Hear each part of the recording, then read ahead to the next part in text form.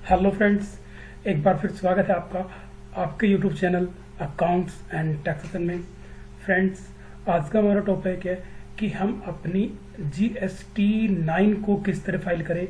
जी हाँ फ्रेंड्स, हम अपनी एनुअल रिटर्न को किस तरह फाइल करेंगे और उसकी सभी टेबल को हम स्टेप बाय स्टेप समझेंगे कि कौन सी टेबल में कौन सा डाटा आता है और वो हमें किस तरह डालना होता है। तो चलते हैं फ्रेंड्स सीधा जीएसटी पोर्टल पर। तो और हमें इसकी जीएसटी 9 करनी है एनुअल रिटर्न। तो फ्रेंड लॉगिन करने के बाद में ये यहाँ पर एनुअल रिटर्न का ऑप्शन आएगा। इस टैब पर हमारे को क्लिक करना है। क्लिक करने के बाद फ्रेंड्स यहाँ से हमें अपना फाइनेंशियल ईयर चूज करना है। जिस फाइनेंशियल ईयर के लिए हम अपनी जीएसटी R9 या एनुअल रिटर्न कर रहे हैं, तो हम कर रहे हैं फ्रेंड्स फाइनेंशियल 2022-23 के लिए।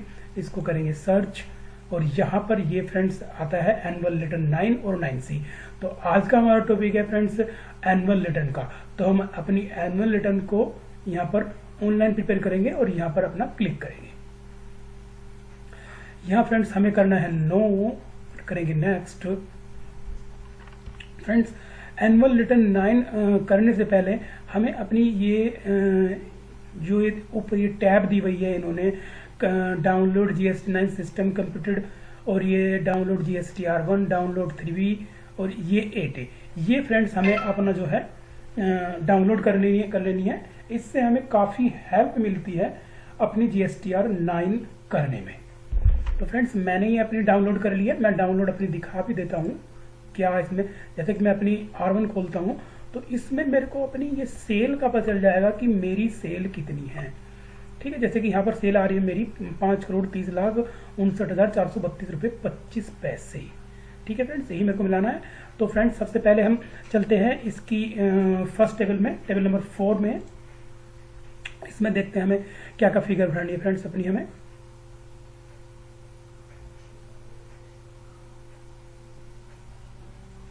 बैक पॉपुलेट आना चाहिए। देखिए फ्रेंड्स, एक चीज़ मैं आपको दिखाना चाहूँगा यहाँ पर। ये मैंने अपनी पूरे साल की जीएसटी R1 जो डाउनलोड करी है। और देखिए यहाँ पर ये आपको दिखाई भी दे रहा होगा जो इसकी टोटल मेरी सेल आ रही है वो आ रही है 5,30,59,432 रुपये 25 पैसे। और यही मेरी जीएसटी R9 के डेटा से मैच होनी चाहिए। तो फ्रेंड्स ये मेरा डाटा है। और देखिए मेरी पूरी जो टर्नओवर है 5,30,59,432 रुपये 25 पैसे। तो फ्रेंड्स ये ऐसा है क्योंकि मेरे पूरे साल के R1 और 3B में कहीं पर कोई डिफरेंस नहीं है। ये मैं आपको यहाँ से दिखा देता हूँ। फ्रेंड्स यदि हम अपनी जीएसटी R1 और 3B बिल्कुल ठीक से जेन्युइन तरीके से फाइल करेंगे तो हमें 9 करने में कभी भी कोई भी प्रॉब्लम नहीं पड़ेगी। ये मैं आपको यहाँ से दिखा देता हूँ। ये भी आपको चेक कर लेना है कि कोई आपकी R1 और 3B में कोई डिफरेंस तो नहीं आ रहा। देखिए फ्रेंड्स मेरा कोई भी डिफरेंस नहीं है, बिल्कुल डिफरेंस 0 है। मैंने खुद ही R1 करी हुई है। बिल्कुल कहीं कोई आपको डिफरेंस नहीं देखने को मिलेगा। ठीक है फ्रेंड्स, कोई भी डिफरेंस कहीं देखने को नहीं मिलेगा फ्रेंड्स आपको। ये बिल्कुल ये 0 आ रहा है मेरा। तो अब हम चलते हैं अपने 9 की तरफ। यहाँ सर्विस में जाएंगे, रिटर्न में जाएंगे। ठीक है, और फ्रेंड्स ये एनुअल रिटर्न ये सर्च में जाएंगे और ये जीएसटी R9 में जाएंगे यहाँ से और करेंगे इसको नेक्स्ट। और यहाँ पर टेबल नंबर 4 फ्रेंड्स आती है हमारी सेल के लिए कि हमने अपनी सेल किस तरह की करी है। B2C करी है, B2B करी है, जियो रेटेड करी है और सप्लाई टू SEZ करी है, डीमेट एक्सपोर्ट करी है। ठीक है फ्रेंड्स, तो टेबल नंबर 4 के ए में फ्रेंड्स वो डाटा आता है, ये ऑटो पॉपुलेटेड ही डाटा आता है। वो डाटा जो आपने सेल किया है एक B2C पर्सन को, जो आपने B2C को सेल किया है वो डाटा यहाँ पर आता है और ये ऑटो पॉपुलेटेड ही आता है फ्रेंड्स आपको केवल क्रॉस चेक करना है कि जो डाटा आपके टेबल नंबर 4 के ए में आ रहा है वो आपकी बुक से मैच है या नहीं है। अगर मैच है तो रहने दीजिए और नहीं है तो उसे ठीक कर लीजिए। लेकिन फ्रेंड्स ये मेरा डाटा बिल्कुल मैच है क्योंकि मैं अपनी ये मिला चुका हूं। ठीक है फ्रेंड्स, ये बिल्कुल मेरा डाटा मैच है फ्रेंड्स। दूसरा जो टेबल नंबर 4 का बी पॉइंट होता है, ये कहता है कि उसमें वो सेल आती है जो आपने सेल करी है एक रजिस्टर्ड पर्सन को, जो अपने पूरे फाइनेंशियल ईयर में एक रजिस्टर्ड पर्सन को सेल करी है, उन सब की टोटल वैल्यू यहां पर आती है, उसकी टैक्सेबल वैल्यू, सीजीएसटी, एसजीएसटी और आईजीएसटी, और यदि आपके केस में सेस लगता है तो वो यहां पर आएगा। मेरे केस में नहीं है, मेरे केस में केवल सीजीएसटी एसटी है क्योंकि मैंने अपनी सारी सेल करी है अपने सेम स्टेट में फ्रेंड्स। सी ऑप्शन कहता है कि यदि आपकी कोई जीरो रेटेड सप्लाई है या पेमेंट ऑफ टैक्स कोई आपकी सप्लाई टू एसजेड है तो वो यहाँ आएगी। अगर आपके केस में ऐसा होता है तो फ्रेंड्स आएगा, अन्यथा ये नील ब्लैंक रहेगा, इसमें कुछ नहीं आएगा। डी में आता है कि आपकी कोई सप्लाई करी है आपने SEZ on payment of tax पे, तो वो यहाँ जाएगा। जनरली केस में ये फ्रेंड्स नहीं होता, ये तीनों जनरली केस में नहीं होता फ्रेंड्स। अगर किसी के केस में हो तो वो यहाँ पर आता है, जनरली केस में बस B2B, B2C। और अगर यदि F में आता है आपका कोई आपने एडवांस लिया है, advance tax has been paid but invoice has not been issued, not covered under A2A। तो फ्रेंड्स ये कह रहा है कि कोई ऐसा एडवांस जो आपने A से लेके E में नहीं दिखाया है, कोई ऐसा एडवांस आपको मिला है जो A से E में कवर नहीं हुआ है, उसे फ्रेंड्स यहां पर आप जो है दिखा सकते हो, यहां पर आप लिख सकते हो फ्रेंड्स। टेबल नंबर 4 का जी पॉइंट बोलता है friends, invoice supply on which tax is to be paid on the reverse charge basis. Friends यदि आपके इनवर्स सप्लाई पर कोई रिवर्स चार्ज लगा है तो वो वैसे तो यहाँ पर फ्रेंड्स ये ऑटो पॉपुलेट आ जाता है, लेकिन नहीं आया तो आप यहाँ पर आप उसको देख सकते हो। अगर कोई आपसे मिस्टेक हो गई है तो आप यहाँ पर उसको सुधार सकते हो फ्रेंड्स। अब टेबल नंबर H आता है फ्रेंड्स, ये होता है टोटल A से लेके G तक का टोटल सारा यहाँ पर ये शो हो जाता है फ्रेंड्स। एक पोर्शन ये हुआ फ्रेंड्स टेबल नंबर 4 का, और दूसरा पोर्शन आता है I से लेके N तक का।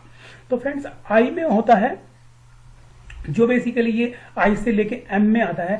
I से लेके M में आपके वो होता है कि या तो आपकी सेल घटी हो या आपकी बढ़ी हो, चाहे वो डेबिट नोट क्रेडिट नोट के अनुसार हो, चाहे आपकी वो अमेंडमेंट के थ्रू हुई हो। तो I बोलता है credit note issue is respect of transaction specified in B2E above minus. तो ये कह रहा है कि आप वो क्रेडिट नोट जो आपने B2E, B यहां से लेके और E, BCDE इनके लिए यदि आपने कोई क्रेडिट नोट इशू करे हैं फ्रेंड्स, क्रेडिट नोट माने कि आपने अपनी सेल रिटर्न करी है, तो आप उस वैल्यू को यहां पर लिख सकते हो फ्रेंड्स। बेसिकली ये वैल्यू यहां पर ऑटो पॉपुलेटेड आएगी यदि आपके केस में क्रेडिट नोट इशू हुए हैं तो, लेकिन मेरे केस में क्रेडिट नोट इशू नहीं हुए हैं, इसलिए यहां पर ये वैल्यू 0 आ रही है फ्रेंड्स। ठीक है फ्रेंड्स। अब जे ऑप्शन कहता है कि debit note issue is respect of transaction specified in B2E above plus. तो फ्रेंड्स ये कह रहा है कि आपके B2E, B ऑप्शन यानी कि ये B से BCDE इन 4 ऑप्शनों में यदि कोई आपका डेबिट नोट इशू हुआ है, आपकी किसी पार्टी ने क्रेडिट नोट इशू कराया और वो आपका डेबिट नोट इशू आया, यानी कि परचेज रिटर्न अगर आपकी हुई है और उसके अनुसार आपका कोई टैक्स बढ़ गया है, तो आप उसको यहां रिपोर्ट कर सकते हो फ्रेंड्स। ठीक है फ्रेंड्स। अब के ऑप्शन में आता है कि सप्लाइज या tax declared through amendment plus के चिन्ह में कह रहा है कि यदि आपने कोई अमेंडमेंट किया है, अपनी सेल में कोई अमेंडमेंट किया है और अपनी सेल को इंक्रीज किया है, प्लस के मतलब है इंक्रीज, कि यदि आपने कोई अमेंडमेंट के थ्रू अपनी सेल को इंक्रीज किया है तो इसकी रिपोर्टिंग आप टेबल नंबर 4 के में फ्रेंड्स देखें। यहाँ taxable value, IGST, CGST, SST और सेस जो भी आपके केस में एप्लीकेबल होता हो फ्रेंड्स। नेक्स्ट कॉलम पे चलते हैं फ्रेंड्स। नेक्स्ट कॉलम है एल। ये कहता है सप्लाइड या टैक्स रिड्यूस्ड थ्रू अमेंडमेंट। ठीक है फ्रेंड्स। तो ये कह रहा है कि यदि आपने अमेंडमेंट के थ्रू किया है अपनी सेल में और टैक्स को डिक्रीज किया है या अपनी सेल को डिक्रीज किया है, तो आप उसको रिपोर्टिंग करेंगे टेबल नंबर 4 के एल में। ठीक है फ्रेंड्स। और अब आता है हमारा एम, जो करता है सब टोटल I to L, यानी कि I हमारा यहां से चला है, देखो फ्रेंड्स हमारा BA से लेके G का जो टोटल हुआ H में हुआ, और आई से लेके जो हमारी सेल बढ़ी है घटी है, चाहे वो क्रेडिट नोट या डेबिट नोट के अकॉर्डिंग हुई हो या हमने वो अमेंडमेंट किया हो अपनी सेल में, तो उन सब का टोटल आता है एम में। ठीक है फ्रेंड्स। और फिर नेक्स्ट ऑप्शन आता है इसमें एन, जो कहता है supplies and advance on which tax is to be paid H plus M.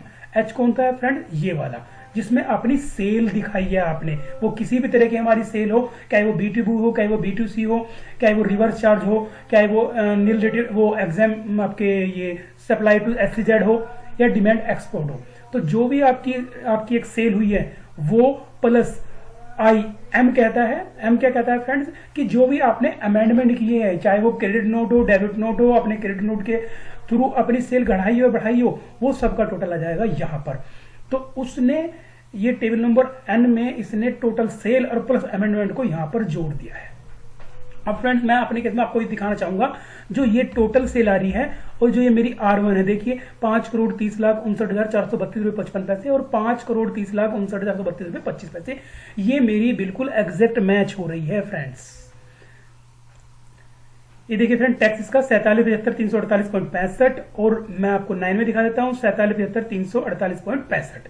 तो फ्रेंड्स देखा कि मेरी सेल और टैक्स बिल्कुल मैच हो रहा है फ्रेंड्स। ये ऐसा इसलिए हुआ है क्योंकि मेरे पूरे साल जो मैंने अपनी R1 और 3B फाइल की है इस क्लाइंट की, उसमें कहीं पर भी कोई डिफरेंस नहीं किया है। इसलिए फ्रेंड्स हमें अपनी R1 और 3B को बहुत ही केयरफुली अपना फाइल करना चाहिए। अगर हम अपनी R1 और 3B बिल्कुल केयरफुली फाइल करते हैं फ्रेंड्स, तो हमारे लिए 9 करना बहुत ही ईजी है, उसमें कुछ भी नहीं है फ्रेंड्स। लेकिन अगर हमने अपनी R1 और 3B में झोल कर दिया है फ्रेंड्स, R1 में फिगर अलग है, 3B में अलग है, तो फ्रेंड्स ये 9 करना बहुत ही डिफिकल्ट हो जाता है फ्रेंड्स। तो फ्रेंड्स इसको सेव कर लेते हैं, यहाँ पर आगे चलते हैं नेक्स्ट ऑप्शन पर। अब आता है friends table number 9। Table number sorry friend, table number 5। Table number 5 कहती है detail of outward supply made during the financier on which tax is not payable. Note payable का फ्रेंड्स कह रहा है कि वो आपकी कि इस टेबल नंबर 5 में आप वो अपनी सेल दिखाइए जिस पर आपने टैक्स पेएबल नहीं है। मतलब टेबल नंबर 5 का ए क्या बोल रहा, देखिए, zero rated supplied exempt without payment of tax. कि यदि आपकी कोई जीरो रेटेड सप्लाई है, ठीक है, कोई आपने एक्सपोर्ट करा हो विदाउट पेमेंट ऑफ टैक्स, वो यहां दिखा दीजिए। टेबल नंबर 5 के बी में बोलता है supplied to SEZ without payment of tax. यदि आपने किसी SEZ एरिया में कोई अपनी without payment of tax supply sale की है तो उसे आप यहां शो कर दीजिए। टेबल नंबर 5 का सी बोलता है supplies on which tax is to be paid by the recipient on reverse charge basis. यदि कोई रिवर्स चार्ज आपका लगा है तो आप उसको यहां दिखाई दीजिए। फिर डी में बोलता है, टेबल नंबर 5 के डी में बोलता है कोई आपकी एग्जाम्प्ट सेल हुई है तो उसे यहां दिखाइए। और ई में बोलता है नील रेटेड, कि यदि आपके केस में कोई नील रेटेड सेल है तो उसे यहां पर शो कर दीजिए। टेबल नंबर 5 का ई बोलता है non GST supplied included on no supplies, कि यदि आपकी कोई नॉन GST सप्लाई है, जैसे कि पेट्रोल की सप्लाई होगी जिसपे GST नहीं लगता, वो आपको यहां दिखानी है फ्रेंड्स। अब जी बोलता है फ्रेंड्स, जो हमारा जी ऑप्शन कहता है कि ये ए से लेके एफ तक का टोटल यहां पर हो जाएगा फ्रेंड्स। ये टेबल बिल्कुल 4 की तरह ही है। टेबल नंबर 4 में जो हम अपनी सेल की रिपोर्टिंग करते हैं वो उस सेल की रिपोर्टिंग करते हैं जिस पे टैक्स लग रहा है। टेबल नंबर 4 में फ्रेंड जिस सेल पे हमारा टैक्स लग रहा है, जो टैक्सेबल सेल होती है, उसको हम टेबल नंबर 4 में रिपोर्टिंग करते हैं। और टेबल नंबर 5 में हम अपनी उन सेल को रिपोर्टिंग करते हैं फ्रेंड्स जिस पे टैक्स एप्लीकेबल नहीं होता है, जैसे कि exempted, nil rated, non GST, zero rated supply without tax, इस तरह की फ्रेंड्स। अब फ्रेंड नीचे जो ये H से लेके L तक आता है, जैसे सेम मैंने अभी आपको टेबल नंबर 4 में दिखाया था, H से लेके L तक, ये इन्होंने क्रेडिट नोट और डेबिट नोट दिए हैं। ठीक है, कि यदि आपने क्रेडिट नोट इशू करे हैं इनके अकॉर्डिंग, ये दिया भी यहां से A से लेके F, A से लेके F के केस में आपने कोई क्रेडिट नोट इशू करा है, ठीक है फ्रेंड, क्रेडिट नोट आपने इशू करा है, यानी कि सेल रिटर्न करी है आपने, तो उसको यहां शो करेंगे। और यदि आपने डेबिट नोट इशू करा है, यानी कि आपकी परचेज रिटर्न है, तो उसको यहां शो करेंगे। ठीक है फ्रेंड्स। अब ये आता है हमारा जे। जे में फ्रेंड्स बोलता है टेबल नंबर 5 के जे में कि यदि आपने कोई अपनी सेल में अमेंडमेंट किया है, अमेंडमेंट कौन सी वाली सेल में किया है, आपकी जो ए से लेके ये एफ में कोई जो सेल दिखाई है, इन सेल में आपने कोई अमेंडमेंट किया है और अमेंडमेंट के थ्रू आपने सेल अपनी इंक्रीज की है, अपनी सेल डिक्लेयर्ड की है, तो उसे आप टेबल नंबर 5 के जे में रिपोर्टिंग करेंगे फ्रेंड्स।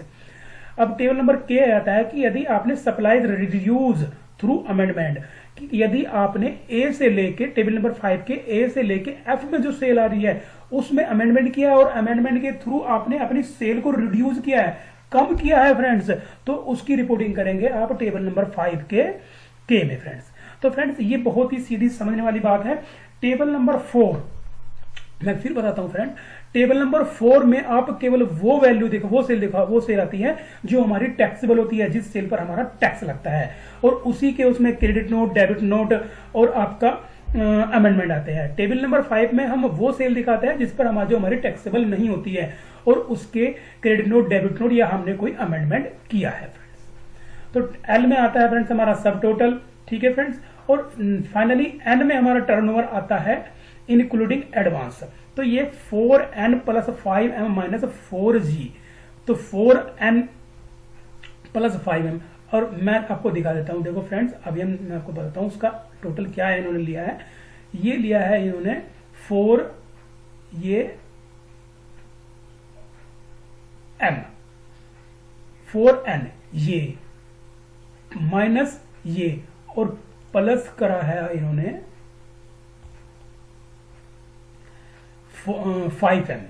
तो मतलब इन्होंने फ्रेंड्स टेबल नंबर 4 में से जो टैक्सेबल ली है वो इन्होंने जोड़ ली है, और जो इसकी यहां पर ये एग्जेम्प्ट आ रही है, एग्जेम्प्ट सेल आ रही है, उसको जोड़ लिया है और माइनस कर दिया है इन्होंने 4g को फ्रेंड्स। तो ये नेट सेल है फ्रेंड्स। मैं इसको भी अपनी GSTR1 से आपको मैच करा सकता हूं। 5,30,59,432 5,30,59,432 तो फ्रेंड मेरे केस में बिल्कुल ये मैच है, एग्जैक्ट मैच है, मुझे इसमें कुछ भी नहीं करना। आज के इतना ही फ्रेंड्स। यदि आपको चैनल वीडियो अच्छी लगे तो प्लीज चैनल को सब्सक्राइब और वीडियो को ज्यादा से ज्यादा लाइक कीजिए।